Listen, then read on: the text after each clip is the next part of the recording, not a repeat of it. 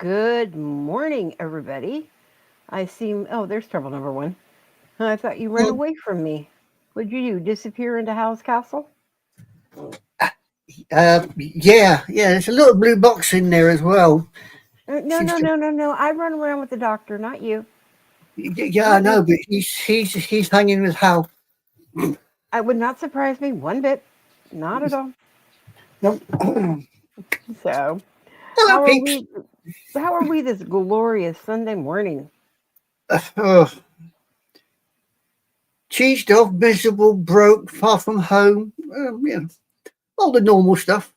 But other than that, I'm alive. I'm here and getting over yesterday's little escapade. Yourself, are you fighting fit and ready to rock and roll? Oh, after about 2 weeks of having upper respiratory problems, I am about ready to roll. I actually had to take a hiatus from one of our sister programs for a little bit because I couldn't keep interviewing people, and we had several contestants from The Voice and several actors, and I had to bow out from it because I couldn't do it. I just couldn't talk. So, How that feels. Yeah, it's going around. It's going around. Yeah, there ain't no computer virus. I'll tell you that. I think it'd been better if it was a computer virus, but No, we had our fair shares of computer viruses yesterday as well. oh yeah, I really kind of feel sorry for our Lord and Master with how sick he was feeling. That was bad. Yeah, well, life is life, and I was like that on Tuesday and Wednesday. I Well, really was not feeling well. I noticed that I had started to come down with it 2 weeks ago on our program 2 weeks ago Oh, okay. because I went back and thinking, okay, did we discuss this? Did we discuss this? Half the stuff we didn't discuss that I wanted to. It was just like I was in a daze, and I should have known then I was getting sick. So. Yeah. Well, Castle in the Sky was kind of. We didn't cover half the stuff for Castle in the Sky. No, and we actually went longer than we normally do. I think it was even so. Yeah. This one I think will be a very, very fun one. It is actually one of my favorites, and that's Howl's Moving Castle. Yeah. So.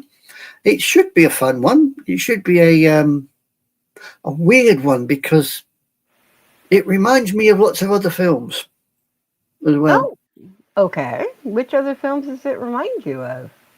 Well, take the castle itself and then think of all the collectors that you see in Labyrinth, Jim Henson's Labyrinth. At the end, where everything that they feel they love, everything that they collected throughout their lives, it's all stuck on their backs. And they're carrying it through.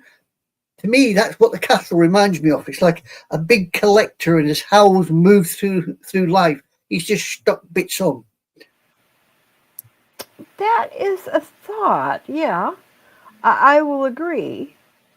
And of course, you do know that this was actually a Miyazaki adaptation of a book that was written, which was it was actually the land of and I can't say it right, Enegri, which was it's now a trilogy book that you can get through Amazon and a lot of other places that actually have two other books that they encompass Hal and his castle, but they're individual stories. But they're all three, you can find them together or just buy the one, which is really kind of cool. Okay. Okay, Um, I wasn't aware of that, to be honest. yeah, as a matter of fact, I will show you guys real quickly. I mean, I know it's based on a 1986 novel by Deanna Wynne Jones, but I didn't realise it had become a trilogy. That I did not know. Yes. And if you take a peek, this is actually one of the places that you can find it. Actually, Amazon right now has a sale on it, but you can buy all three. And that's House of Many Ways is one of them. And of course, House is the first one, Yeah. and then Castle in the Air. Oh, And you can get them, all for under $25 with tax and everything to them, depending on how much your tax is. Or you can just go ahead and do. I don't know if that one's coming up or not. Yeah, let me switch. You can just do the individual one if you want as well, and that all one's right. under $10 from the United States. So Cool. I didn't realise. As I yeah, said, I knew it was a book. That much I knew. I knew it was a book. I didn't realise he'd expanded it into a trilogy, though. yes.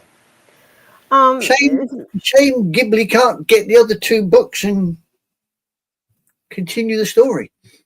Well, you can like I said, he. It's kind of like the Cat Returns, Mm-hmm. where he makes little poppets, Snippet. different stories, but there. Yeah. I'd be interested to know actually how much of the book um, is in the film Um, because there is a lot. There are only, I believe, 7 differences from the book to the movie. right, it's the And reason the reason I ask is the film we're reviewing next, Tales of Earthsea. That's not one of the Tales of Earthsea or one of the Wizards of Earthsea tales. It's an no, adaptation. It's a story made up by them but adapted into the Tales of Earthsea universe, sort of. correct. And that's Yeah, what I was. Is this does this actually follow the book? very much so. I have read the books. Um, and it really does. It really does follow. There are a few things that were changed simply because there's not a lot of things that you can incorporate time wise to put in on, for a movie, into Mhm. that kind of a medium versus a book where you can take it and read it. And I just wanted to say one thing with the readers. This you will find normally in the children's section of a lot of places that you go to, but it is not necessarily a children's book.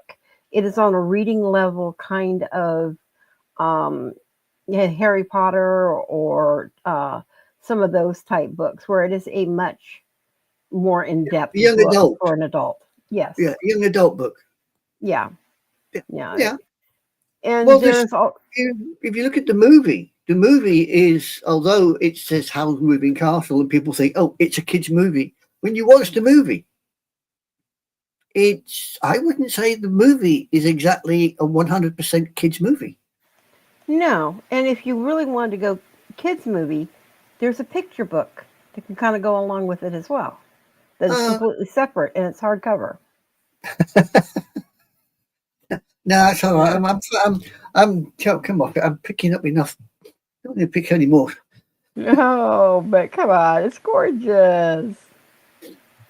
No, no, no, no, no, no, no, no. I've got my eyes on lots of things, but no, no. Howl's Moving Castle, it's okay, but mm, it's put it this way: I would watch this more than I would watch certain other Ghibli films. That's for sure. Yeah, this one is a very, very fun one. And I know that I told you early on that I feel a lot like Caliper as far as that is my character. I'm groggy, yeah, I'm grouchy, the whole bit. Yeah. But I challenge you to figure out who you think you are because I have in mind who I think you are. And like I said, this may break up our friendship when I tell you who it is. Well, I was thinking that myself actually. And out of the whole kit and caboodle, the only one I could think of that I suppose in a way would kind of fit me, and I quite like the character itself, is old Pumpkinhead. Oh, turnip head. Yeah, Oh Turnip my Head. lord, that's who I thought of as you as well, was turnip head. Yeah, I would consider myself like Turnip Head. I would keep me gob shut, look at what's going on around me, and think, yeah, okay, I can help here, but I can't do much there, and just get on with it. I'll get there in the end at my own time. Mm-hmm. The only difference between me and Turnip Head is I don't like being upside down.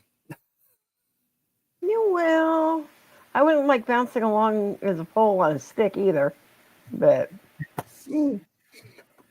And the idea of me having wood chopped all over me, no, can't sit down. the But the one what? thing the one thing I wanted to say about the movie, and you will notice, of course, we've already said that it was written by Dan Wayne Jones, and she is from well, she's from the UK. But here's the He's thing Welsh. that yes, that goes along with Miyazaki. When he does a lot of his movies, they are not Japan based. They're normally based in other Western worlds. And Yeah, if we come to find out with how, it is not stated in the movie, but it is stated in the book, which makes, if you know the comparison, he is actually from not only Earth, and Inagri was actually on Earth. It was actually in Welsh, in the whole area of Welsh. And if you go, remember when he was twisting for the different doors?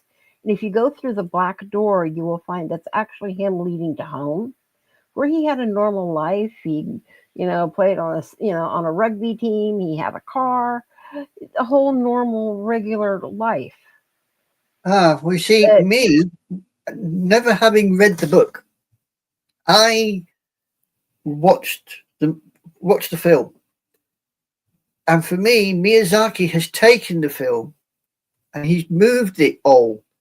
If you look at the military uniforms, they are either French or German.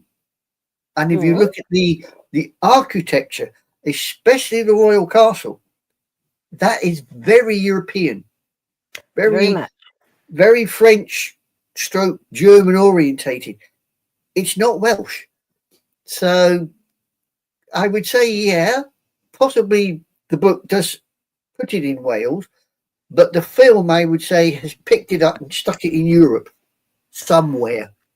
Yeah, yeah, that's what Miyazaki has said. It is supposed to be based on his love of the Welsh land and the architecture that's there. But for this particular movie, he didn't state 100% that it was based in the Welsh area, but that is what he's implied because of Yeah. so many times that he's traveled to that area and his love of it. Well, having been to Wales several times, I um, wonder why. yeah, well, it's just literally I just go up the road about 20 miles, leap on a freeway, and 2 hours later, I'm in Welsh Wales. Literally, I'm in Welsh Wales, and I can. Um, um, the only place in Wales that I would say would match some of this architecture would be Port Merion, where a certain TV series called The Prisoner was filmed. Correct. And I believe that is exactly where he based it on, if I That remember would, yeah, correctly. You that would saying make that, sense. you saying that rings a bell in my brain to what I Yeah, had read. yeah, that would make sense because that's the only place in little Welsh Wales that's got that kind of architecture. Everything else, to be perfectly frank, if you go to Wales, it's a bit like um, Castle in the Sky. You think the Yeah, miners' village or town in Castle in the Sky? A lot of the Welsh architecture, especially up in the valleys. Looks just like it. So yeah, Port Miriam would be about the only place I would say. Yeah, I would too. And, like I said, there are like only seven huge contrasts between the book and the movie. But one major one, I think, is in the book, there is no war, where in the movie, there's a war. And Miyazaki specifically put that in there because of his sentiment to war. He's so against it and everything. And this is what he wanted for the outcome to be in the movie, for people to see we do need to get along and accept other people's differences Yeah, and things besides the main story of the characters, yeah. See, of Sophie and Hal. in the Wikipedia, it says that the film itself was influenced by his opposition to the Iraqi invasion in 2003. Correct. That is one of the reasons that he did not turn up for several of the awards that were going on during that time. And Yeah, he specifically made, including Hal's, he specifically made it to, I don't want to say to ostracize the American audience, but he wanted to make it where it was not going to go over big with the American audiences, um, simply because he didn't want that outpouring going into something that he was so adamant against, to have a country that is going to war for this to be putting more and more money into his projects yeah. at You that remember? time. Remember, I was saying that Port Miriam is about the only place that looks like this particular thing. Well, here you go. Oh That wow, is yeah. that is taken in the village of Port I Miriam. I believe that is like the not the bakery shop of her sisters, but I think that's almost like one of the doors Yeah, where they were coming in and out of. exactly, exactly. And as I said, this particular village for the Brits. This was used in a TV series called The Prisoner. Because Yes. there you go. There's another shot. So as you can see, it is very. They say it's a bit like Little Italy and what have you. Hmm. But as you can see, if Miyazaki based this particular film in Wales, here you go. This is where he stuck it. And let's be honest, it's a beautiful looking place. Never been Oh myself. yes. Yeah, never been there personally, but I have heard an awful lot about it. Well, you say it's only 2 hours away. I mean, geez. Yeah, well, And normally if carry on. and going on with some of the other things with this movie, like I said, there were some things that some characters had to be combined into one, Yeah, and different things simply because of you can't show everything on a movie medium that you can in a book, because it would take you 5 hours to watch something, versus an I hour and a don't, I half. don't know. Yeah, I mean, this is what this is over 180 minutes long, so this is Correct. quite, you know, this is Correct. quite a close film for 180 minutes. Well, that's 2 hours and what 2 hours 40. Something like that. Yeah. Yeah, so it's you settle down, but then again, this I find is what I would call a true Miyazaki. You get so engrossed in it, it gone. Exactly. And Now, it's only when that final song starts and you think, "Hey, what's going on? What? Why is?" And then well, you suddenly think, "End of the film. What?" speaking of that final song and the music throughout, um, the song is named Merry-Go-Round of Life. And if you watched it and paid attention, I don't know how many times you saw it, if it's only once or several times, you will catch on to what's being said. Yeah, And one of the first words that we hear Hal say when Sophie's being accosted by, the soldiers that were kind of accosting her is, "Hello, dear. I have been looking for you." I'm sorry Yeah. I'm late. And if you follow through all the way to the end, that was the last thing when she went through time to go back to him when he was a young child. And she had said, I will find you, come find me. And the next thing you see is all the way at the beginning is him finding her and rescuing her from the soldiers. Mm, He yeah. knew all along who she was, which is why he let her stay in the castle. One thing I never understood fully is why the Wicked Witch of the Waste turned her into the old woman. Unless she knew in the back of her mind that she was the one that Hal was looking for and she didn't want Hal to find her. Partially, yes. Um, that is partially true. Plus, she was also in love with him. So, and speaking of that little particular, see if I can find it. I had it up here. What did I do with it? There we are.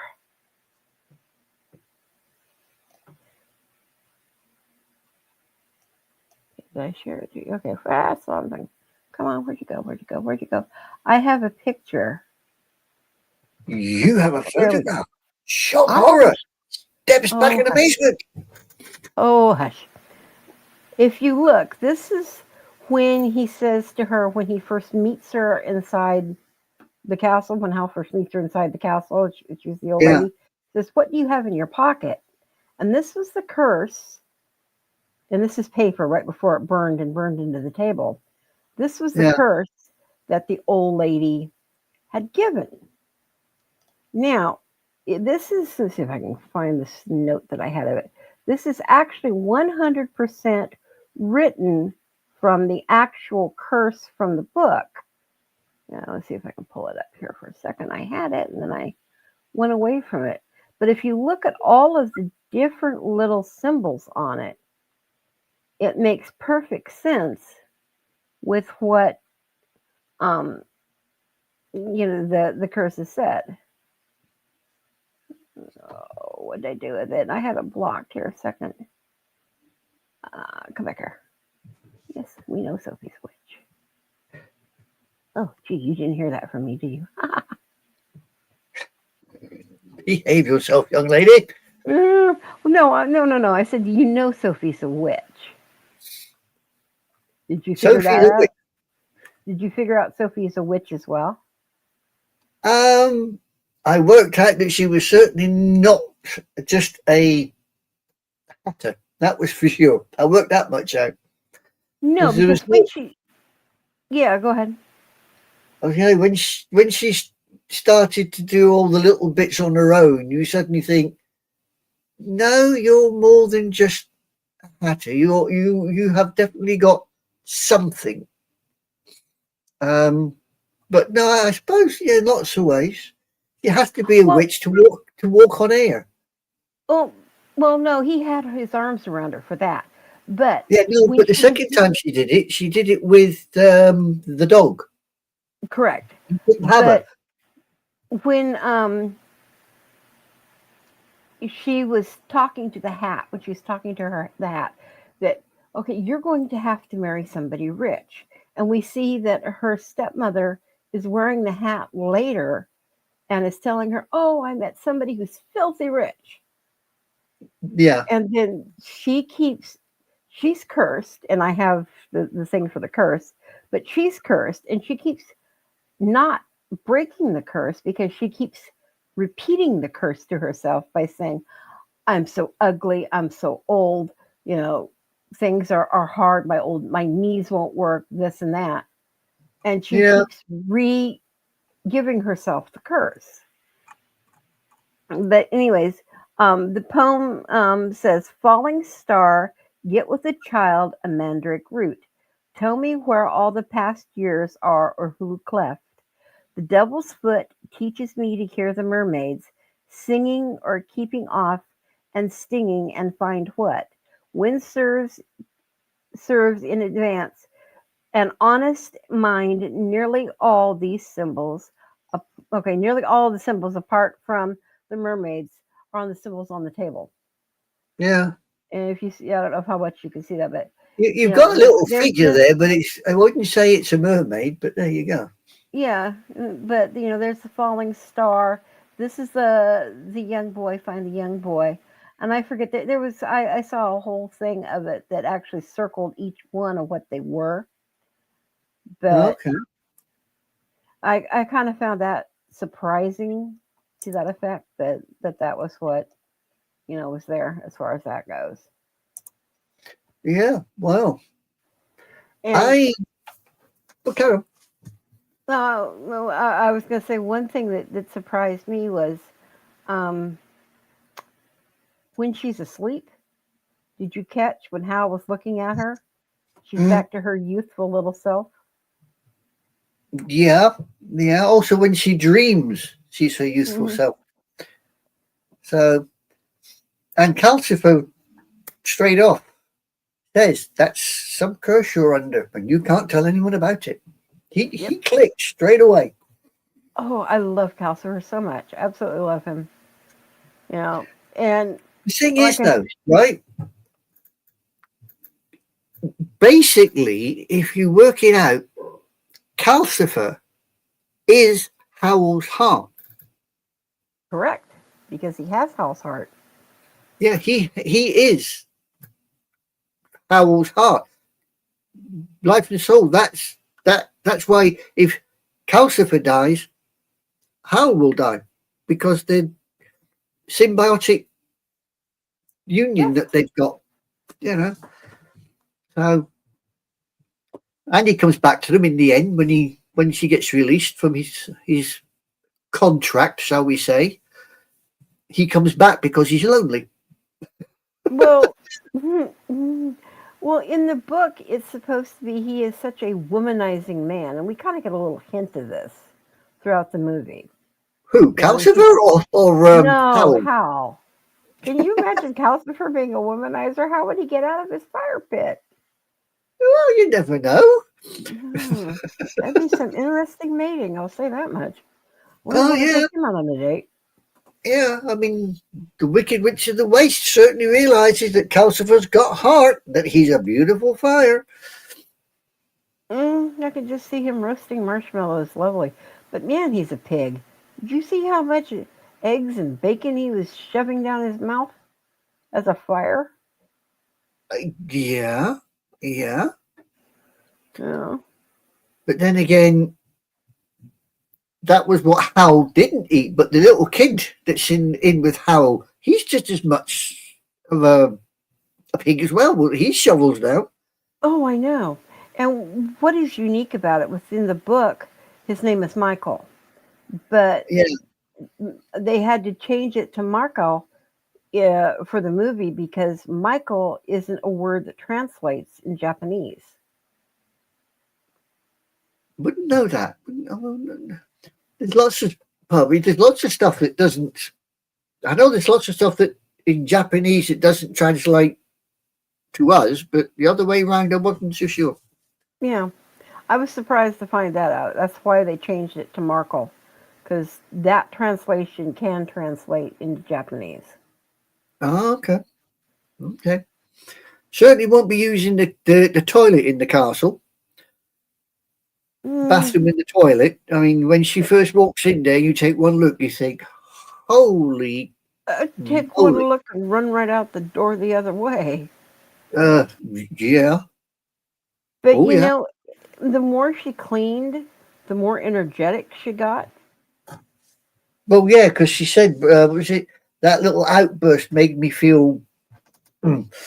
Yeah, and And also, also going up the go ahead. stairs against the Wicked Witch of the Waste. That made her Hmm. go as well, if you noticed. The further up the stairs she got and looked at, she thought, I'll beat you yet, you old bugger. Up she goes. And that's another thing that kind of proves that she was a witch too, is she had said, "Well, you know what? You say this is something you want to do. Well, hurry up and come on and do it." And then the old witch managed to make it up the stairs. Mm. No. But she lost her powers in the castle. Yes, she did. due Because I to think the Sallyman. Is it I Sallyman? Solomon, yes. Yeah, I think that she realized that she was a witch. yeah. I think personally, the dog, him, I think he Mm. worked it out as soon as he met her. Oh, I think he did too. I love the fact how he decided to stay with her. Oh yeah, yeah, because Sallyman says at the end, traitor. Hmm. The ending, Oh there it yeah. is, traitor. Yeah, And all Hal looked at him as like, okay, looks like we've got more family yeah, between her, basically adopting Turnip Head, bringing, yeah. But the Turnip Head turns out to be a the prince. missing prince, which was the brother of, the army. I was going to say the Austrian army, but the army that was looking for him.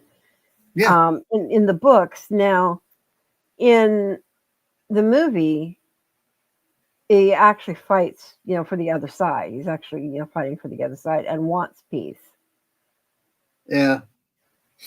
But it's certainly the whole kit and caboodle sort of.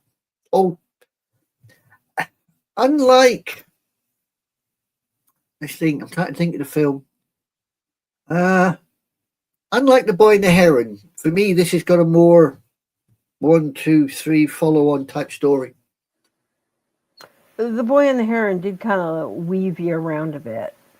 Yeah, this doesn't weave around quite as much. This you can follow. This you can follow. This, I think, not only you can follow, but the visual effects to it are still just as stunning as some of the other stuff, especially that opening scene, where you see Oh yeah, you know, the little cottage with the fields and the sheep and the clouds, and all of a sudden, out of the top of the clouds comes this great big walking machine. I mean, You yeah, know, when opens up and all you get is this grey blue screen, and you think, what am I looking at? Well, mm, what the? And you sit there and you can hear something. You yeah, can certainly hear something clunking along, and you think, okay. And you're still looking at the screen, and you're thinking, what am I looking at? Where is it? What do I? And then all of a sudden, it sort of pans back, and you see all the sheep and as you say, the shepherd and the sheep and the cottage and the clouds, and you think, I can still hear this clinky clonky thing. And then you see the castle, and you think, ah, that's what I'm supposed to be looking at. exactly. It's like, oh, hello. Yeah, I mean, for an anime or for a quote cartoon film, it's quite a dramatic beginning. It's a very dramatic entrance. Yeah, it hooks you, and you think, "Yay! I'm enjoying this," and off Yeah, you it's like go. where are we gonna go? And then after that, we see the village, and the village itself is so colorful with everything going on, the people, and you know, Yeah, one of the the only bit, other one of the other places I thought was very beautifully done artistically was when we go to see all the different ships that are in the harbor, all the warships. That was done very well. yeah, yeah. Talk about let's put guns on top of guns on top of guns. I mean, he certainly took the principle of he with the biggest guns going to win, and put everything he could on those ships. But the lighters and the freighters and the other little boats around You know that filled what the some of harbour. those You know what some of the big ones reminded me of, and you'll laugh. Kind of reminded me of the Bismarck. Yeah, I You suppose know, so. I mean, me, one of them actually, when I was looking at it, I thought Japanese battleship Yamato the with the Yamada. big Yeah. 18-inch guns. I thought, Oh yeah, yeah. that's all. And they literally stuck guns on top of guns on top Guns. of guns because they were doing anti-aircraft, Yep. anti-torpedo bombers. So it ended up multi-layered like that. So yeah, I can see where you can get with Bismarck. Yeah, but I thought the other way. I went Yamato, the Japanese one. But No, Same no thing. problem with that. Yep, same thing. Yeah. Oh yeah. The Yamato was a beautiful, beautiful ship as well. So it Yeah, was, there's three of them, wasn't there?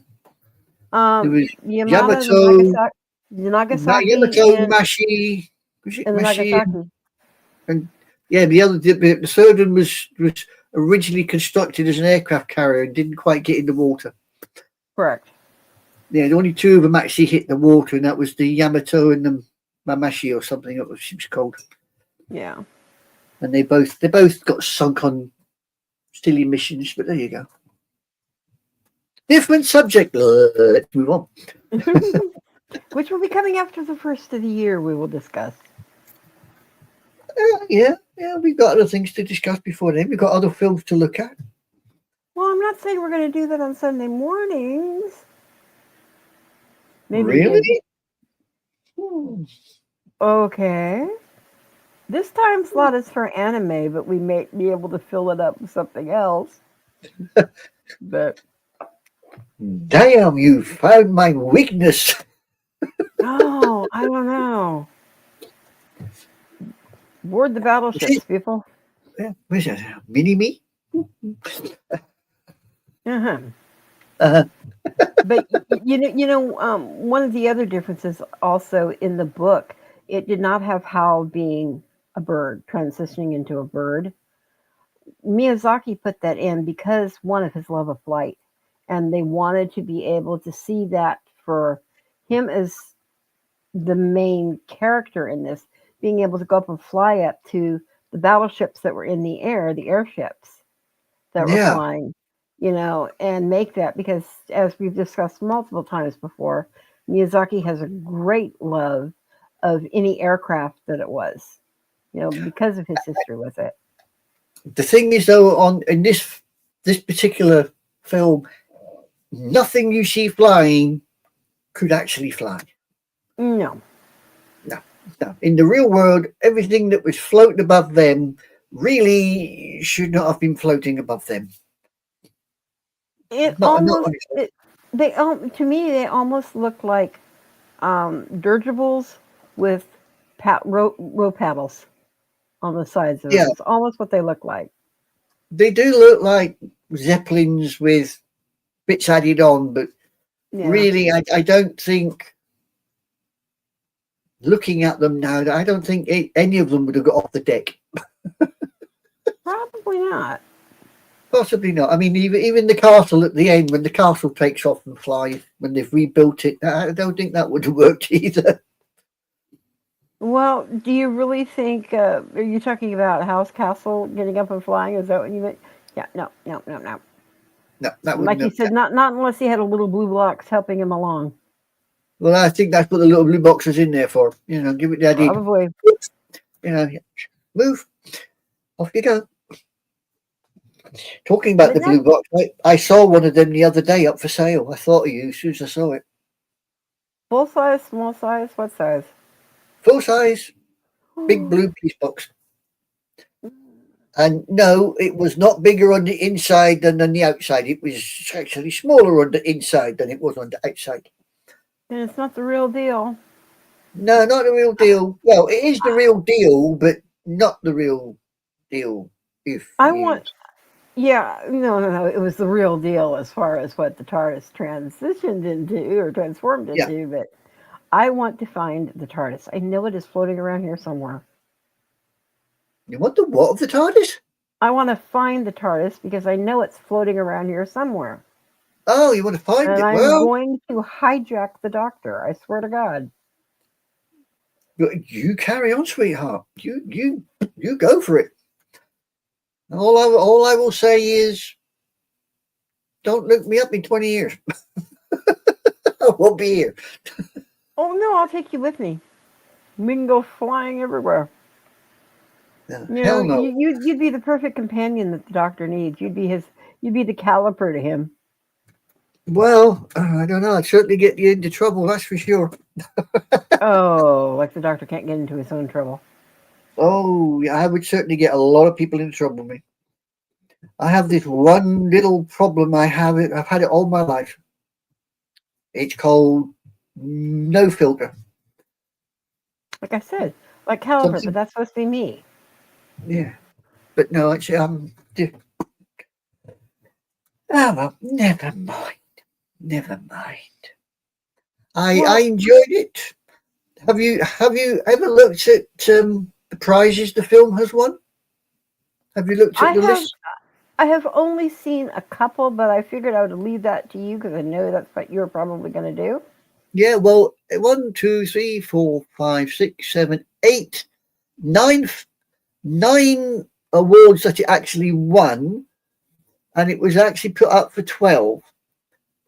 I mean, the 61st Venice Film Festival. Um, it won the technical award for technical achievement was Howl's Moving Castle. This is in 2004. Um, the Mancini Film Award, Japan's Best Overall Movie, Reader's Choice, Howl's Moving Castle, and the Japan Media Arts Festival Excellence Prize Award, Howl's Moving Castle. 2005, the Tokyo Anime Awards. It won Anime of the Year, Best Wow. Director for Miyazaki Senior, Best Voice Actor Actress was Chico Basil, won that. Best Music, it won that. And then in the Maui Film Festival Audience Award, it won that.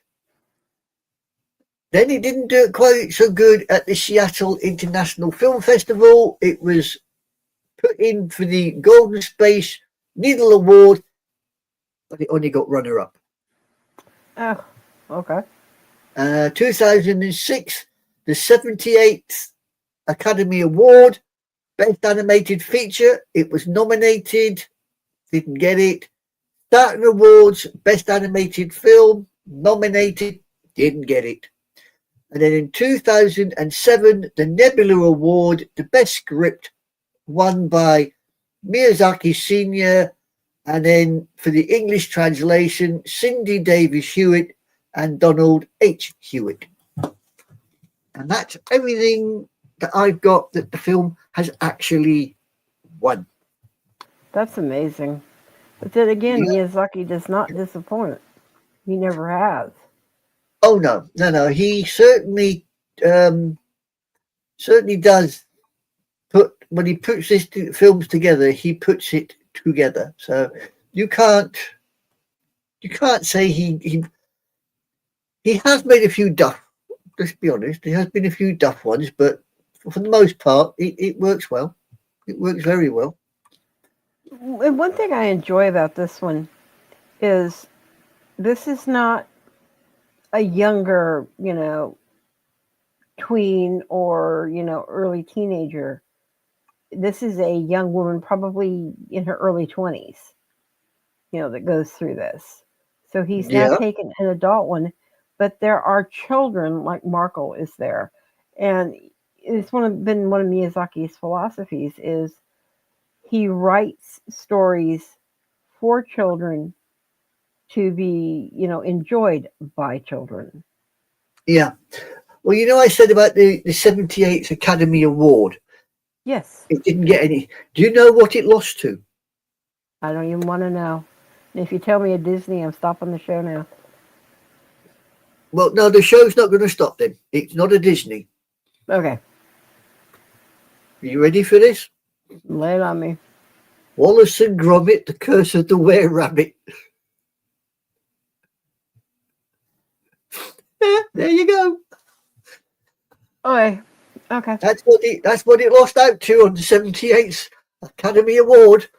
It lost out to a dog and a little old window washer called Wallace and Gromit. I don't even want to. I wonder sometimes about some people. I really do. Well, it could have been worse. It could have been worse if you think about it. It could have lost out to a Disney like the last one did. True, and that's one thing that Miyazaki has always had is I wouldn't say a disagreement with Disney, but he thinks that Disney is just spoon feeding our children and stuff with things that you can just plop them down in front of, the TV or the movie theater or whatever, and just pacify them with whatever, you know. Yeah, And his movies make you think. They are so multi-layered that you as the adult can enjoy them, you as the young child can enjoy them, and you each can find your own definition to the story. yeah. I mean, age groups that look at the film, as you just pointed out, each age group takes something away from the film. Mm-hmm. The age groups are not left out. As you say, the young kids, they love it because it's all, I suppose, Halloweeny in a way, because you've got wizards and witches and people being changed into little old ladies and a castle that appears all over the place, a bit like the castle in Krull, another film that reminds me of. You remember that, Krull? I do. That Black Castle could appear anywhere, Yep. anytime. So it reminds me of that as well. So, you've got the kids that can take away from that. You've got the young adults that find the adventure, and the young girls that are probably just about getting their first love affair thinking, oh, goody, I can find someone like this. They take that away. And then you get to people like you and me, and we sit and we see the anti-war bits, the ecological bits, the betrayals, and all. We Yeah. get that bit out of it. So whether he does this intentionally or he's just managed to find the formula that it all drops into place, you got to give Miyazaki Senior that one bit of Oh, he does.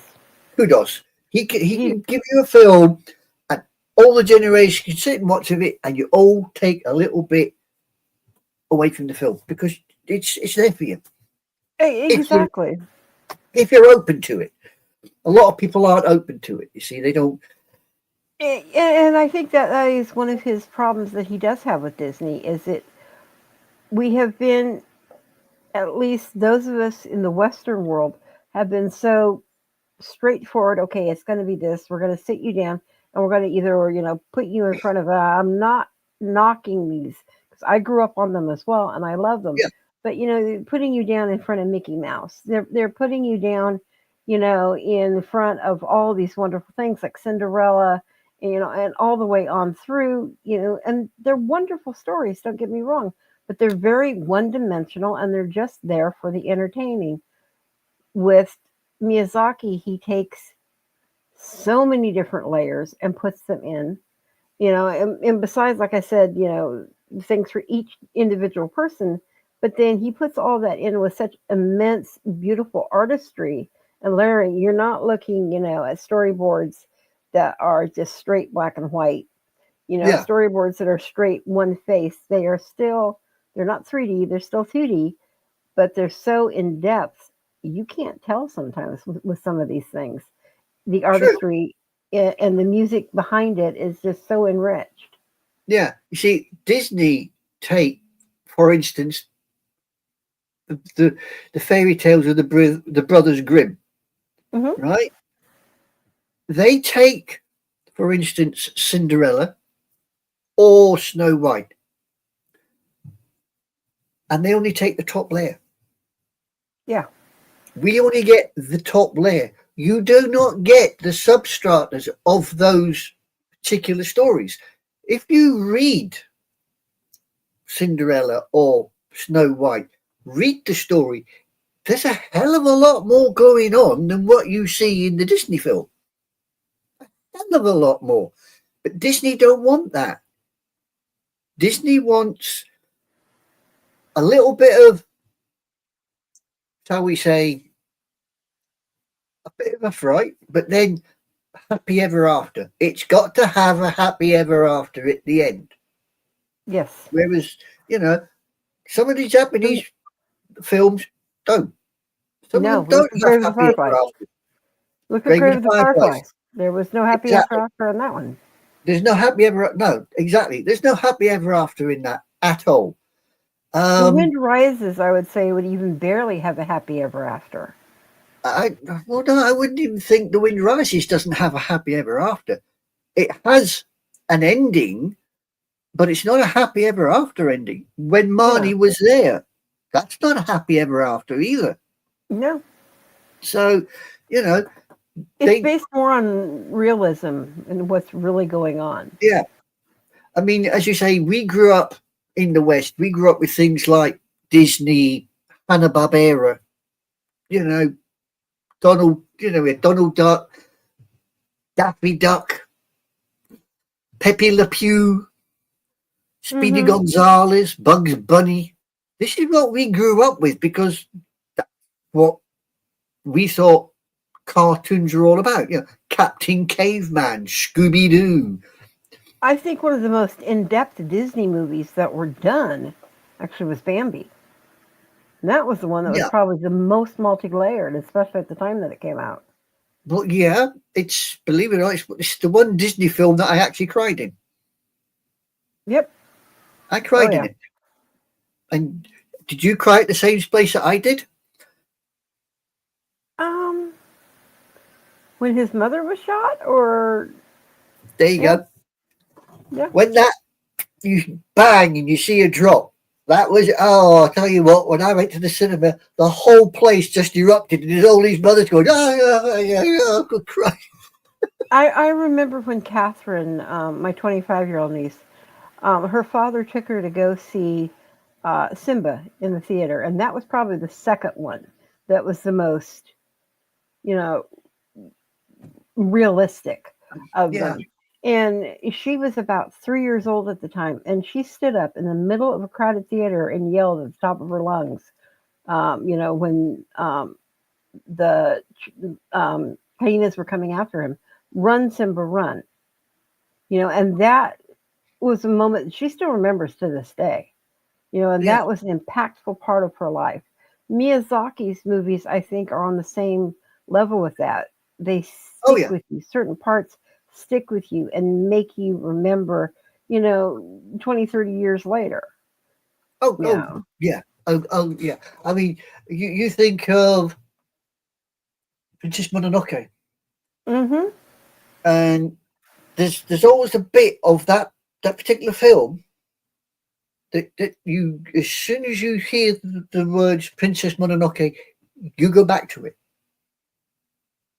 With me, it's the prince lying in the water in the woods Yes. after he's just been found.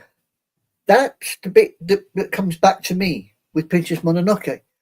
Um, with Wind Rises, it's the designer and the Italian guy standing on top of that hill looking over the boneyard. Yeah. I don't know if Actually, you're the, the the same. part the part I think that gets me more than that with The Wind Rises was when they went to Germany to watch some of this.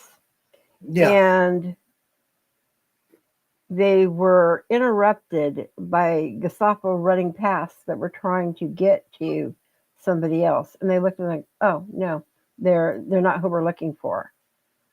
But that part sticks in my mind, I think, Yeah. primarily because of my own ancestry and Well, yeah, my you relationship to have, that yeah, you have personal connections connection to to it. that particular Yeah. part. Yeah. Whereas I don't. I know about it, so therefore, when it happened, I suppose a bit like the Japanese designers, it was a case of, oh, right, okay, they're after that lot. Fine, no to do with me, sort of thing. I knew about it, but I wasn't personally involved. Yeah. But it's all the films, all Miyazaki's films that I've watched. I can say there's a bit that as soon as you say the film's name, I can think, oh yeah, that. Like Pompoko, Mhm.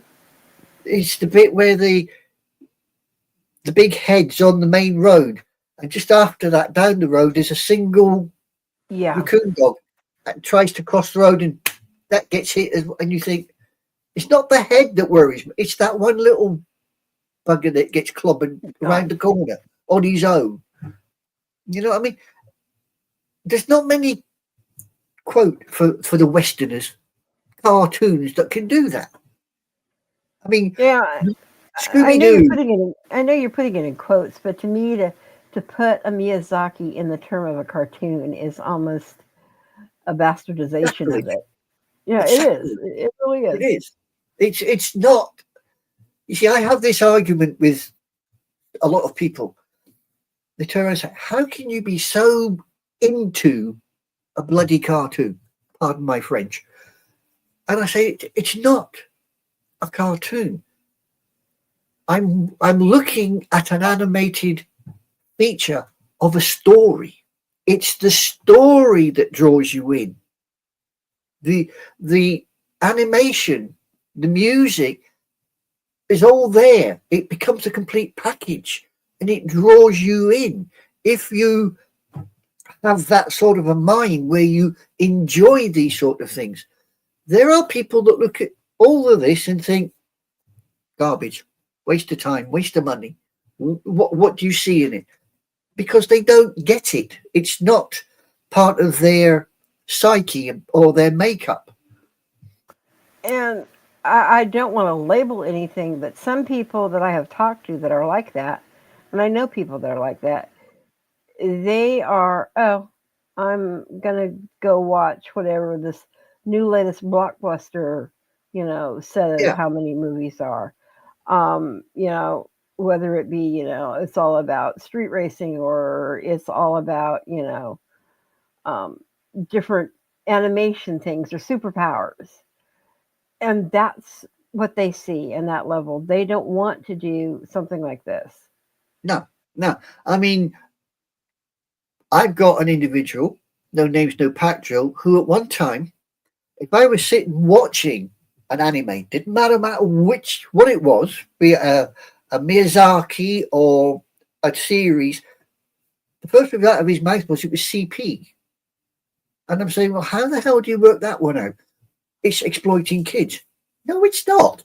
Oh, Where the where is your mind if you think when you look at an animated film, your mind goes to that.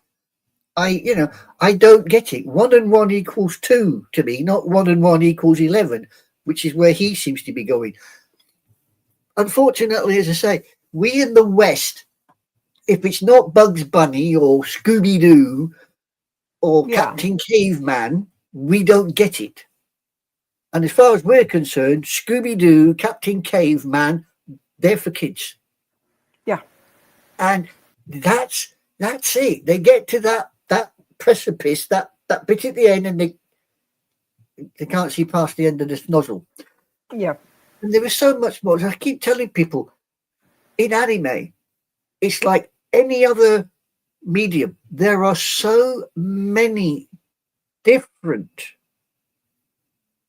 bits in it. There is drama, there is humor, there is romance, there is fear, there is one. It's all there. You just got to go look. You'll find it. And in It would be Miyazaki's films, you find, for me, you romance, humor, wonder. It's all there.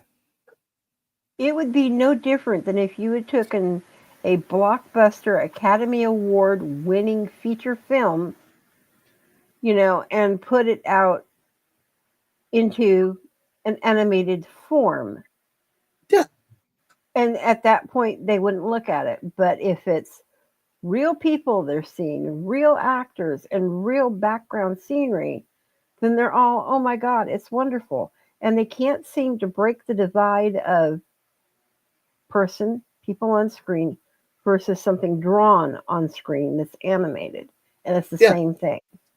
No, they to them, as soon as you say animation, oh, that's for kids. That's it. It closes that. It's for kids, and they walk away, and you think, no, that's not how it works. This sort of film shows you that that's not how it works. This film takes you on a journey. I would be willing to bet if Harry Potter had to come out in animated form, it would nowhere be the blockbuster stuff that it has become. It No, wouldn't be. no. I mean, when we covered Mary and the Witch's Flower, Yeah, I mean, we instantly, the pair of us, saw the the correlation between Mary and the Witch's Flower and Harry Potter. exactly. To us, it was Uh, exactly the same. But yeah, you know, and you still can't convince me that she didn't read the book and base her stories on it. You can't.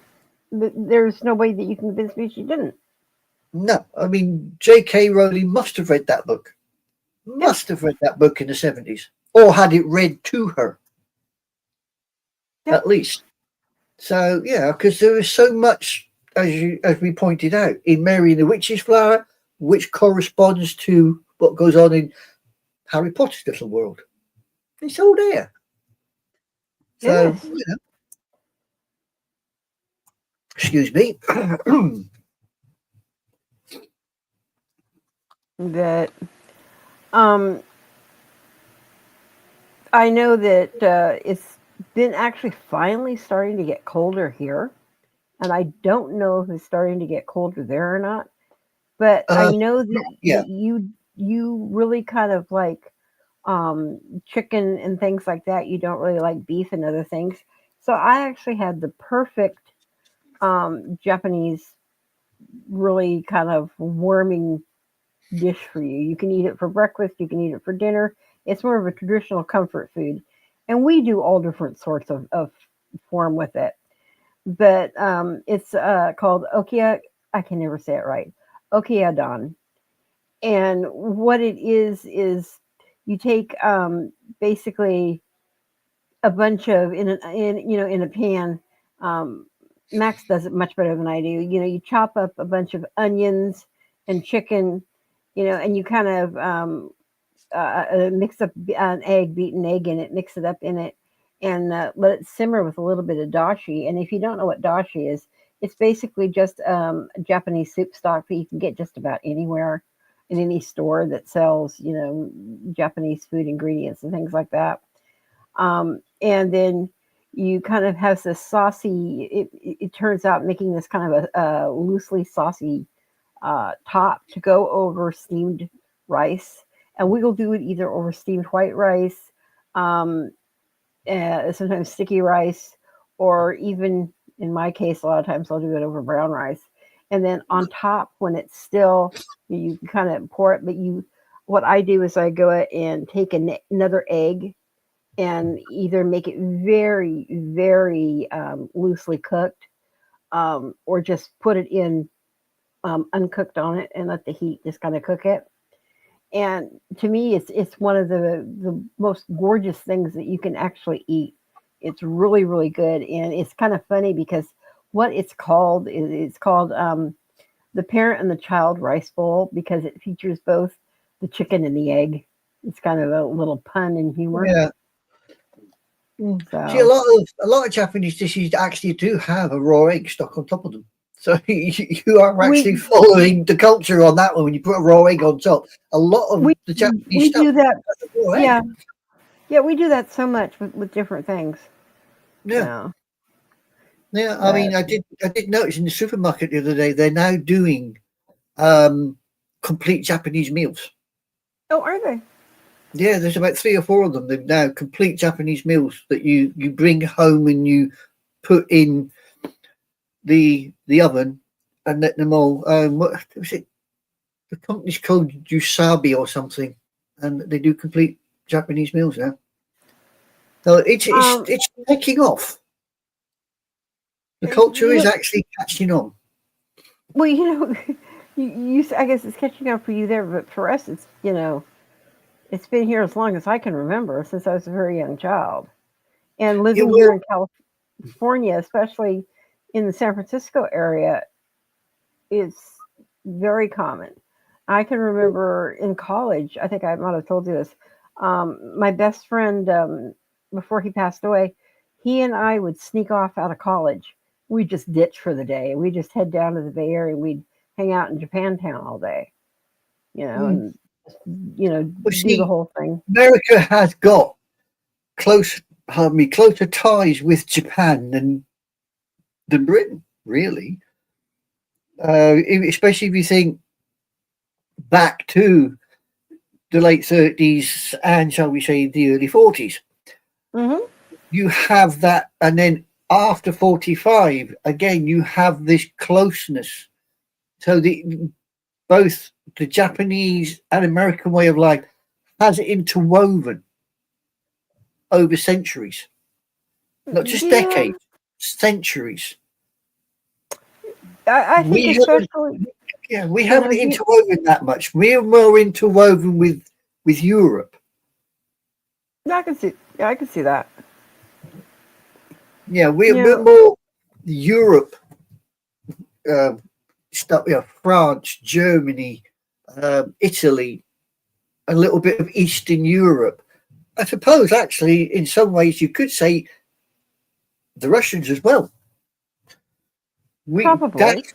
Yeah, that's where our focus is. That's where our cultures interweave because we've all moved. We've crossed the channel. We've gone towards them. They've come towards us, and you know, I think it also depends on what area here in the United States you are. Here in California, we are so Asian culture based because one, there were so many of the Chinese that came over for building of the railroad, plus a lot of the Japanese came over. And then later on, we had a lot of the Thai community come over and the Laos community, you know. And I would say some of the Vietnamese community, but a lot of that actually wound up going more towards Louisiana because it was more, the area is a little bit more Vietnam based as far as how the structure, of it is. Um, so I think we're very lucky in Alaska also, got a lot of the Japanese based yeah. Well, and you a think lot of the about it. food there. Alaska, you got Alaska, Washington State, California. Oregon, California, They're yeah. Yeah, they're all on the Pacific coast, Yeah, so they are that way orientated. They would look more towards Asia than they would towards Europe or Africa. exactly. Whereas New England, New Hampshire, New York State, you know, the Carolinas, they all look across the Atlantic in many ways. So Even in the Midwest, they're also across the Atlantic for, a lot of the Dutch and German cultures and things like that yeah, are all based right exactly. there. So, but as you say, your side of the country, the West Coast, you look the other way. You would look towards them, and they would look towards you. So, yes, I can see why, especially in California, you would get this mixing pot of the Yeah. cultures, And like which I said, I've eaten food like this almost my whole life. And that was one thing that we started, Max on when she was, I think I've said this story before. The second she was 1 years old, she was finally allowed to eat sushi and she could not wait, yeah, and we put her at the sushi bar and people got upset. Why are you putting this, not quite even a toddler up there with you on the sushi bar? Because that's prime real estate property, the main front. And she was like, I said, watch. And she's just like, eating this stuff straight. We never distinguished with her with things. And the same thing, I would take her down to traditional, you didn't see a white person in the restaurant, Chinese restaurants. And she would be eating, tripe and all different sorts of things. And she enjoyed it. That's how I brought her up, yeah. and it's a I was whole lucky other in culture. yeah, I was lucky in lots of ways. That as a kid, I was taken throughout Europe, but I also managed to get to the Far East as far as Hong Kong, Malaya. So I got that little bit of intermixing. So I know the basics of the culture, not the whole culture, but I've got a flavour, the basics. So I suppose that's why I'm intrigued to go to Japan because it's the bit I haven't been to. Japan, Korea, I haven't been to them, so I want to go to Japan because it's just something that, with my hobbies, this and my other little hobby, Yeah. is, you know, I want to go there. I want to say, I have walked those streets. I have seen this, because it's intriguing. It's interesting. It is very intriguing and interesting. And there are so many things that I don't even think about. When I was thinking about the recipe for today, I'm like, oh, okay. And I started thinking, I'm like, wait a minute, what's in my freezer right now? Because I've been doing, since football season has started, we've been doing these huge, huge charcuterie boards that I will do little different things that are Japanese things that I don't even think about. You know, gyoza and other things. I don't even think about it that it's Japanese stuff. It's just what I put It's just on the food. charcuterie board. Yeah. Yeah. It's just food. Yeah. Exactly. This is what, I suppose a lot of people can't handle what they call multiculturalism. You know, to them, it's a foreign concept. Well, yeah, it's only a foreign concept because you're not prepared to sit down, listen, and talk, understand. You're too much. I suppose we're all guilty of it. It's our way or the highway, which is wrong, but never mind. I think that's why that we are in such a debacle today, both politically and otherwise. Yeah, Because we won't take 5 minutes and sit down and listen to another person's side. You might yeah, not agree with it. You might vehemently disagree with it, but you can yeah, at least give the person the courtesy to hear them out. exactly. It's got to be a two-way street. Yeah. And as I've said before, and I keep saying it as well. The minute you resort to violence, you've lost the argument. Yeah. The minute you pick up the weapon, you have lost the argument because you have lost your reason. You've lost the moral high ground. And unfortunately, these days, that's how it goes. Let's not talk. Let's find the club and club them over the head, which is Hmm. a shame. It's a It shame, but really, but you know, in a way, that's almost kind of like what Turnip Head, which of course was the prince, was trying to say all along anyway throughout the movie, is we need to find some way better to deal with this, and work together, and yeah, accept other people's differences. yeah. You need to, because if you don't, then you as I've got older, I suppose my understanding and my acceptance in some respects has grown. In other ways, it's shrunk. But I've got more. I find as I've got older, I've got more curious. I'm more curious now than I was as a kid, living in Germany and traveling around Europe and being a soldier and doing the same thing. I've got more and more curious as I've got older, which I find weird because most people don't bother when they get older. No, I think it's because now you're starting to realize I did this because I had to, because it was the structure that I was following, either following your parents around as a military brat, or Mm, when you yourself were in the military, you were doing and going not for your own choice or your own reasons. You were doing what you yeah, had to do. And I yeah, think now it's like, okay, especially now that you're looking forward to retiring, the whole world is opening up to you and you're more curious of what can I go, what can I explore, what can I look into, what time do I have?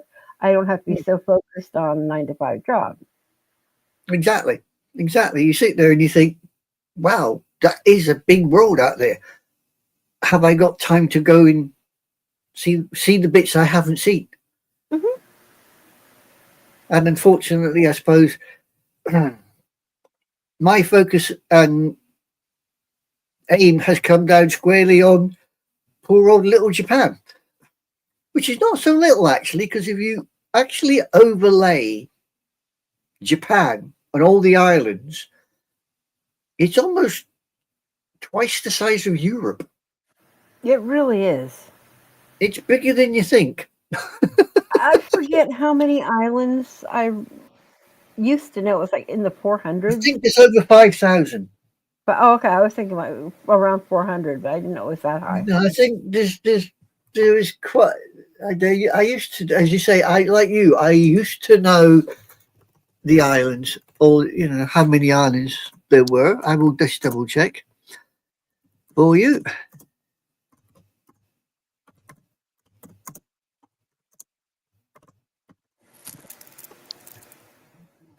Oh, Jesus H! I got it wrong. Oh, You got it wrong. oh, Oh, yeah. Are you ready for this? lay it on me. Japan is a country of 14,125 islands. Good gravy. Yep. Of which 260 are inhabited. It's the third largest island country in the world behind Indonesia and Madagascar. And it is also the second most populous island in the world behind Indonesia. Wow. So there you I didn't realise 14,125 And if, islands. if there's that many islands, how can they be certain that only, what was it, they said 250 or something are populated? 260 are inhabited. Yeah, I take it they're on about the larger ones. They probably yeah, they're probably not looking at the little ones where you've probably got a fisherman that goes and lives there 2-3 months of the year while he's doing something, or pearl diver or something like that. probably. Or somebody that's very rich and has bought an island and built something on it, for his own nefarious deeds. But Uh, so So yeah, I mean, you didn't know that one of my islands was out there, huh? I have this whole underwater thing that stretches for miles in the caves underneath the island.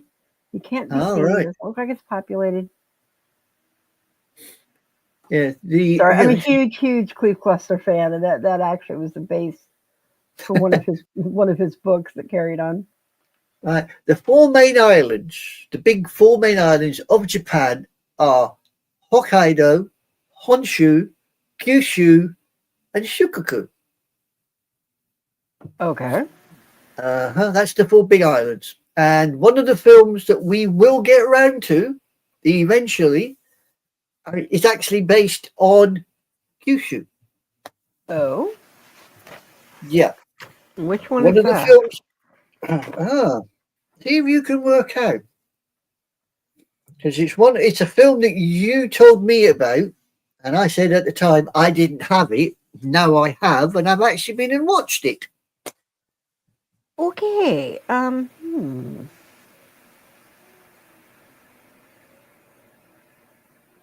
Panya? No, Right. it's set in a little place called Kochi. All the action takes place in the city of Kochi. Whisper of the Heart. Oh, oh, oh. Okay. Yeah, but then Uh, this why also do you? tells you all the islands around Hokkaido, all the islands around Honshu, the islands in Tokyo Bay, Osaka Bay, Ise, Masu, Huh. Napao Islands, the other Japanese islands, the islands around Kyushu, Shikoku, Ryukyu, the Satsuna Islands, the Otsumi Islands, Tokada, Amani. I've never heard of some of these, to be honest. The Okinawa Islands, I've heard of them. Have I ever? I wonder why. They Yeah, sound vaguely familiar to me too. Can't seem yeah, to figure out why. yeah. The Sakishima Islands. Now, that's a lot I've not heard of before. The Sakishima Islands. Uh, the Seto Island, the Seto Inland Sea Islands. I don't know where that is either. That makes me wonder. The islands in lakes, other artificial islands. You see, they've been building the buggers as well. They're not just. Uh, Think of the battleship island I showed you the other week. yeah. Okay.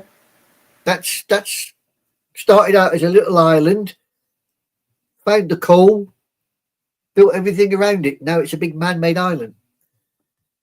Well, that reminds me of an island that. Oh, think it is down somewhere. I want to say Fiji. That um, they had discarded so many conch shells, it was making its own island. Ah, yeah, yeah. And people I actually are living know. on it. Yeah, I know.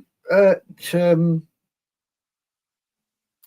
just off the coast in Essex is a thing called Cockle Shell Ridge, and all that Oh, is cockle shells. Um, oh, really? and yeah, you actually it's now above water. You can actually walk on all these cockle shells. Oh, wow, that'd be fun. Weird when you actually you got to be careful because if you step in the wrong place, you go down and you can Yeah, get stuck on it. But it's not. But it's only sort of like above water at low tide. When the high tide, it's obviously just under the water. well, you don't So really yeah, want to go out there and not pay attention to the tides, or you could get stranded. yeah, because the water around there does come in rather rapid. I would think so. Yeah, really does come in fast and furious, as they say.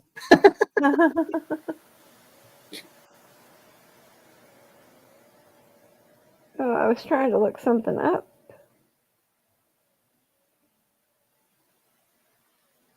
Uh, it's not letting me. It's so weird. Okay. Yeah, I was trying to look something up, but it's not letting me. So, well, as much as I've been absolutely enjoyed this particular movie, and like I said, it's such a fun one. Yeah, Um, like I said, I kind of found it refreshing that it was not a young child; it was more of a young lady. yeah. And I do appreciate the fact that Miyazaki made Hal really cute. And I think it is so funny that poor Sophie, when she ran in there, when she ran into him naked, I thought Oh, that when was she was hysterical. carrying you back up the stairs when he was Uh doing huh. all the drippings and loses the towel, she just sits, she Uh goes, carry on up the huh. stairs, I'm in the bath. And I had to laugh because you do know that I am doing a whole bunch of verticals, which are basically soap operas for your phone type of thing, shorts. And every single one of these, it seems like it's a trope that it has to be in these now, is that the two love interests, one always winds up accidentally bumping into it or accidentally losing their towel and they see the whole thing.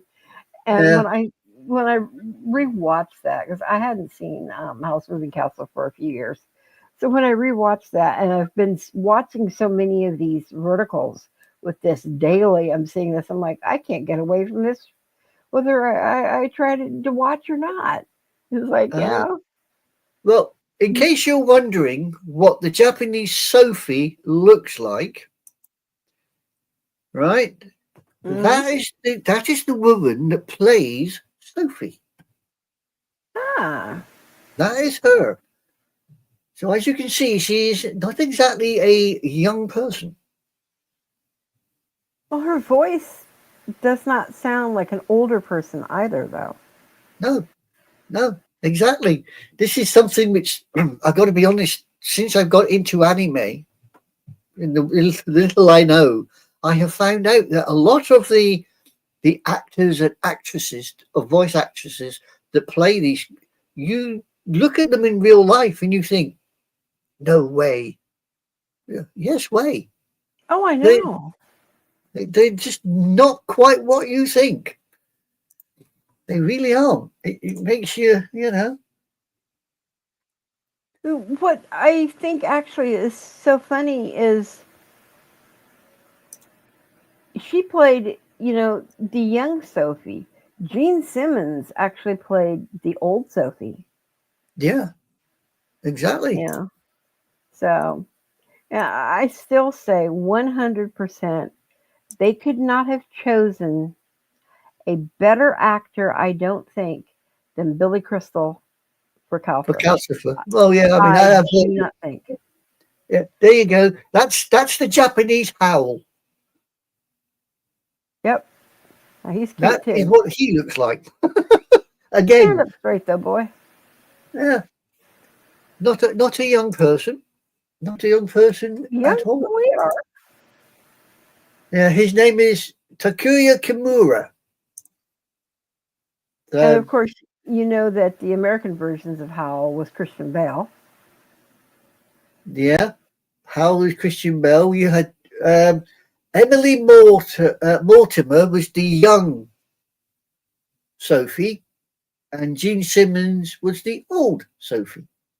Hmm. And of course, Lauren Bacall was the Witch of the Waste. Uh, yeah, Lauren Bacall, the Witch of the Waste was Lauren Yep. Bacall.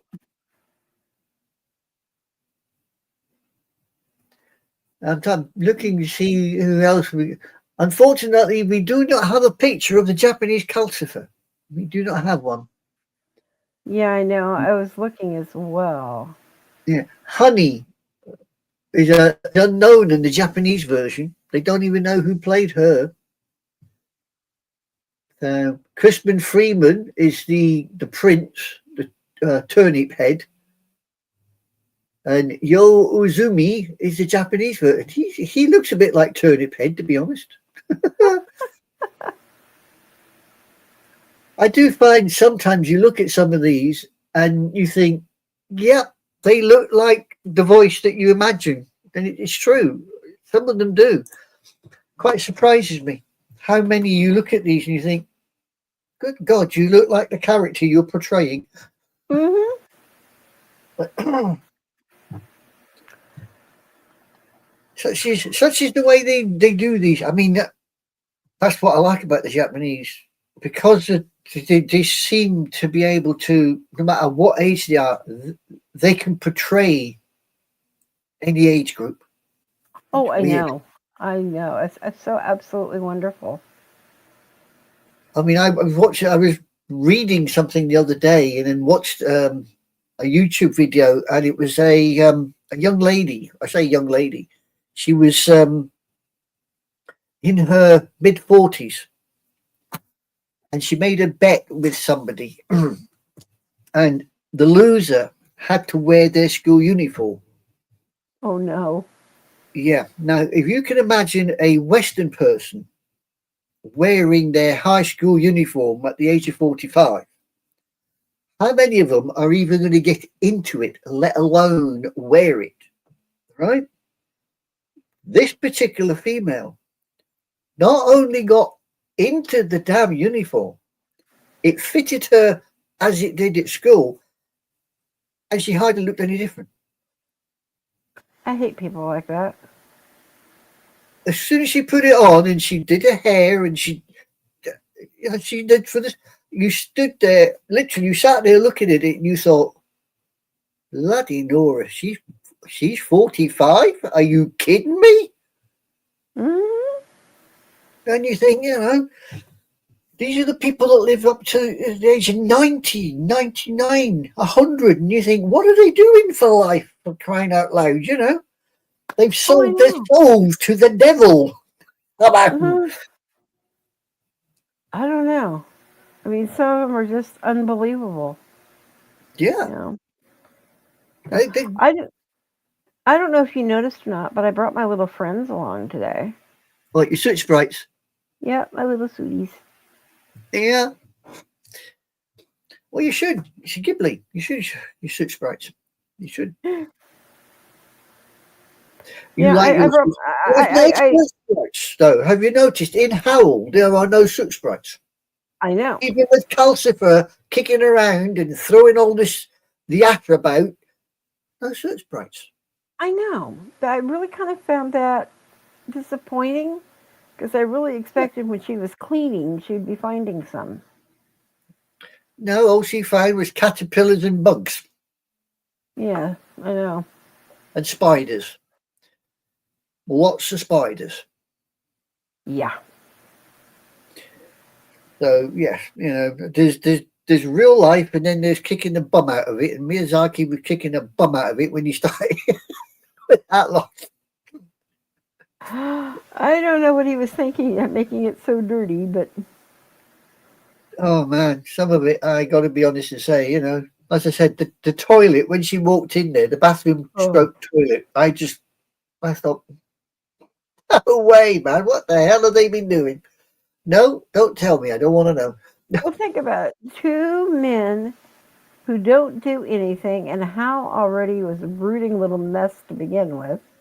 Yeah, Markle was running around trying to take care of everything. exactly. He wasn't doing a very good job, but He was I a mean, as he child. says, yeah, I mean, as he says, when Sophie makes breakfast, he says, "I haven't had a hot breakfast in months." Eight, yeah. And you think, well, why not, kid? We all knew how to cook at that age, but Well, I think the only thing I could make it his age, or depending on what age he is. The first thing I ever learned to I'd make. say he's about 10 or 11. Oh no, about 6 years old, I could make scrambled egg. I was Yeah. damn good at making scrambled egg. Damn good. Yeah, by the time I was 10, I was doing everything, so. So I was having a look. But Who played Suleiman? And it's Blythe Danner is I the found English. Yeah, did it. like that, So, yeah. so This this had an absolutely um charbooked cast of everybody, both from the Japanese side and from the American side. yeah, No, I mean, we had as Markle Josh Hutchinson, which of course was Hunger Games. hmm. Got to be honest and say, I did like the end song. That catches Mm-hmm. you. It does. And I got to be honest and say, I was so into it when it started. I thought, why are they playing that song? Too loud. Needs to back off a bit. I still didn't get it till they started it. I thought, oh, it's the end of the film. Picked the Yeah. box up, looked at it. I thought, Now, like I said, you did make the connection between the song and the whole circle of yeah, yeah, oh yeah. merry-go-round of life. Mm. I mean, the film box office. We haven't mentioned box office. Ah, How go much for do you it. think the film grossed in its first week in Japan? I have no idea. Every time I go to choose something, I'm way off. $14.5 million I in would the have been first way week. off. I would have Yeah, been way off. and it made $190 million in the country. So it has made more than enough money. It Wow. really has made more than enough money. I just wanted to say real quick, thanks, Marcia, for the like. Hope all of our teams win.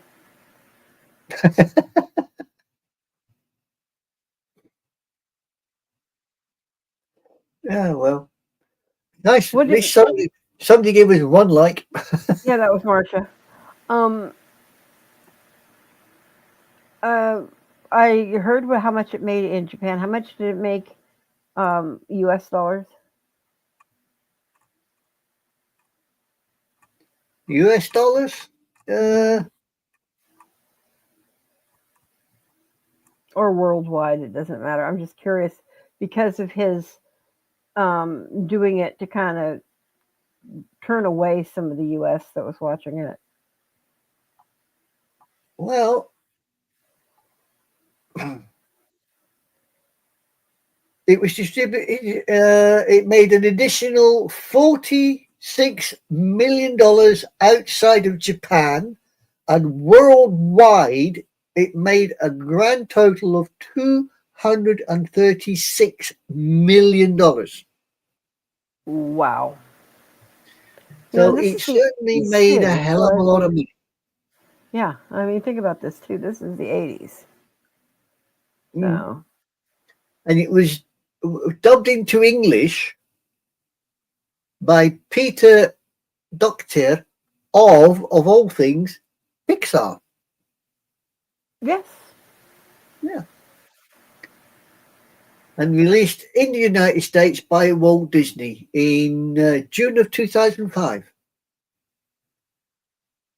And it's one of the most commercially successful Japanese films ever made. And I wanted to say, unfortunately, I wish we could have done this last year, but it is because last year was the 20th anniversary of its release. So, as of right now, this is the 21st year that it's been out. Yeah. It's grossed over 18 million from Blu-ray and DVD sales. Oh, I could believe it. So it's doing not so bad. Doing not so bad. It's 88% approval rating on the website Rotten Tomatoes. They give it 88% approval rating based on 184 reviews. Not So bad. not bad at all. Claudia Pugh from the USA Today. She's a critic. She gave it a positive review. Wall Street Journal liked it. Makes a change for Wall Street Journal liking something. Sorry, couldn't resist. Could not resist. Do you hear me disagreeing with you? No, no. The legacy of the film. In 2019, the Site International de Transport in Aubusson collaborated with Studio Ghibli to make 5 tapestries based on works by Miyazaki from 2019 to 2024. 2 depicted scenes from Howl's Moving Castle. In 2025, the film ranks 96th on the New York Times Reader's Choice list of the 100 best movies of the 21st century. Wow. So there you go. Yep. That is its legacy. It actually is still poodling along quite nicely. Thank you. And well, it should. Yeah. But unlike Spirited Away, it's not had a theatre production yet. But of course, I'll get round to it eventually. I do hope they do because I think it could be very fun to watch. Yeah. Be interested to see how they make it work. Okay, are you talking theater production or Yeah. movie release other than the cartoon? No, a theatre production. I think they could. I think they actually could very easily. Yeah. As for a live action version, yeah, that would be an interesting. That would be interesting as well. Um, I it would be interesting, but I personally would have a hard time looking at it with the same, I guess, level of criticism that I do with anything that's Miyazaki, because that Yeah, is the gold standard, and I don't think anything else could live up to that. very true, very true. But you see, I thought that about the live version of Spirited Away. But when you watch it on stage, you think, yeah, I could see them doing it as a film if they kept it to Japanese actors. Yeah, and I mean, the threat they had with me with Princess Mononoke was they were going to move it. If you yeah, remember rightly, they were going yes, to move it, and I thought, well, how the hell can you move it? I mean, the guy was meant to come from Chicago, and I think they had Mononoke in Idaho or somewhere. You yeah, know, why? You know, she's not a Native American, and it doesn't work. no. But they were going to run that way, but never mind. I'm glad they Yeah. didn't. No, I'm glad they didn't as well. We've done it again, What do you lady. mean? What have we done again? We've overran. Oh boy, have we overrun? Mm. And I'm going to start to get Look. overrun here pretty shortly myself. Oh dear. Right. Yeah. I did want to say one thing real cute, and then we can get off there. Speaking of Princess Mononoke, you've heard the story about Miyazaki and the katana, right? I may have done it. Top of my head, I can't think about it. Miyazaki actually had teamed up with Harvey Weinstein. Yeah, yeah, yeah. That Harvey Weinstein that was in That particular, yeah, that okay. but he teamed up with him to do Princess Mononoke. And the rumor had gone around that he had sent Weinstein a katana with a note wrapped of it that there should be no cuts. And when he was actually questioned, did this actually happen? He's like, yes and no. Yes, it was sent. Yes, the note was sent. I didn't do it. One of my close producers had done it. So, Yeah, okay. but basically, yeah, he got the point across one way or the other. Yeah, yeah. That's the sort of thing Miyazaki would do. I don't care what he says. That's the sort of thing he would do. Yep. But as I said to you the other day, it looks like there might be another one coming out of I Miyazaki Senior. know. What have you heard about that? I haven't heard anything. Um, I've heard one or two rumors, but not anything concrete. The same actually as the producer of Your Name Okay. and Suzume and all that. He's got another one on the go as well. And they both seem to be heading for about a 2026 release or something. Oh, I'm looking forward to that then. Yeah, late Miyazaki normally 2026 takes release. years to bring one out. Yeah. You see, I never realized the one film that I watched that I always found really, really weird. You know, I keep banging on about The Boy and the Heron being really, really weird. I have since found out that The Red Turtle is a Ghibli film. Yes. It is. Yes. And that's even weirder than The Boy and the Heron. See, I never thought The Boy and the Heron was weird. There were Well, so many layers to, and I don't know if that comes from the fact that I have always been interested into the psyche of a person. yeah, And I've probably. always been able to unlayer those particular little strings to Yeah, pull. So, okay, this it relates to that, and like with the boy and the heron, and you know, the yeah. building, of the different things. But It's like the other one I found, Earwig and the Witch, which I've managed to watch now. Earwig and the Witch. It's CGI. Good CGI though. Um, that is all set in England, um, and it's weird, but it's a good weird, and you may enjoy it. We'll have to review it sometime. yep. Earwig and the Witch. It's different. Well, I think the next one that we're going to be reviewing is, of course, your favorite, which is Earthsea. that was originally on our schedule before I had some issues and Yeah. had to pull I out wouldn't for a say while. it's. I wouldn't say it's my favourite. It's. I've got it in my crosshairs. Put it that way. It's Uh-huh. in. It's in my crosshairs. Well, it should be Not on our necessarily. cabinet Yeah, not necessarily for all the good reasons or bad reasons, but it is. Mm, right up there. Okay. You're yeah, centered in. I'm dialing Um, it in. yep. And we will be doing that in 2 weeks from today. That should be fun Yep. because I've been So, storing that one up.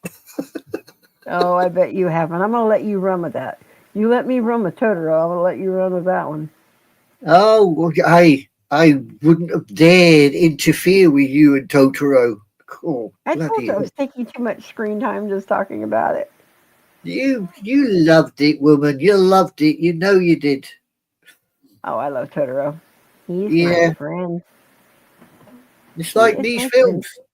We could waffle on all day about them because we enjoy them and it's fun and it's just pure escapism.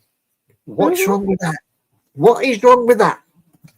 It's no different than sitting down, watching a Daniel Steele movie or, Yeah. something different. Yeah, it is. Some people like James Bond. You happen to like Totoro, and well, Uh, I'm not saying but, the ones but, that I enjoy, but hold the phone there.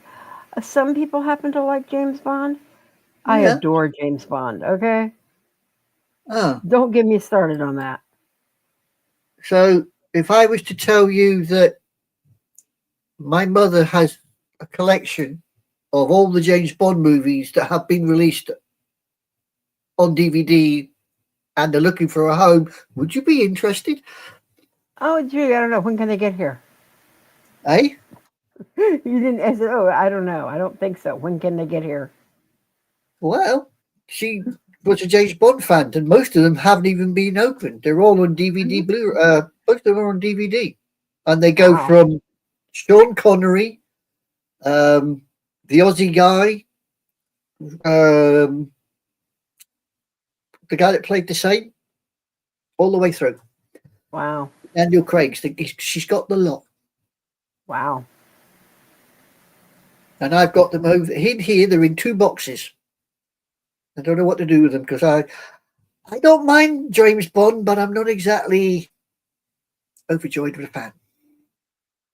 Oh, I've been a big fan since my earliest memories. I think my earliest memory was actually watching Sean Connery walk out of the ocean. The Uh-huh. very first movie he did. And I'm just like, oh, okay. Thunderball, isn't it? Oh, good God, no. That was Doctor No. Doctor No. Oh yeah, that's with the young lass. That yeah, Yeah, yeah. yeah. Okay. Thunderball didn't roll around until I think the late '60s, early '70s. Yeah, I remember Goldfinger, Thunderball. Hmm. You only live twice. Yeah, Yeah. as I say, they're all sat there, all of them. Do you Like I know that said, have you he was actually married at one time, James Bond. yes, I know he was Hmm. Lazenby. Yep. Peter That's the one, Lazenby.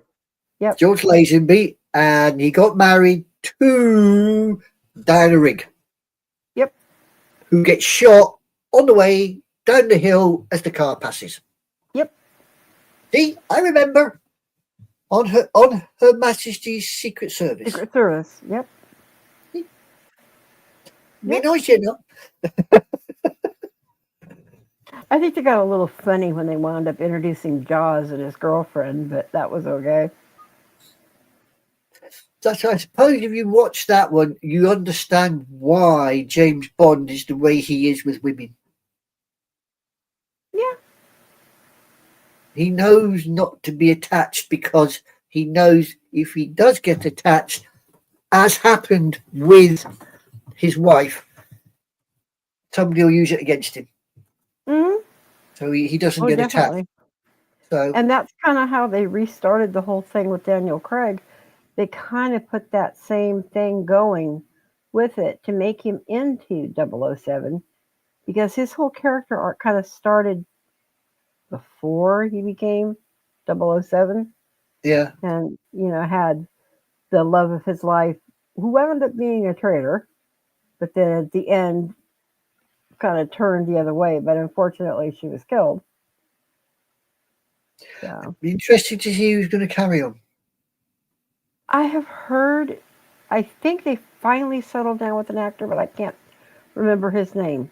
There's been so many names that were floated around for so long. Oh, there's been male, female, black, white, yellow, brown, you name it. They picked the whole damn world.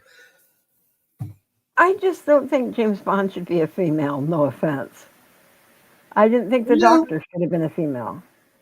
no, no. There are certain roles in life or certain characters in life where I suppose if you're brought up with them, then that's it. I was always brought up James Bond was James Bond. He was a guy. Yeah, exactly. Doctor Who was Doctor Who.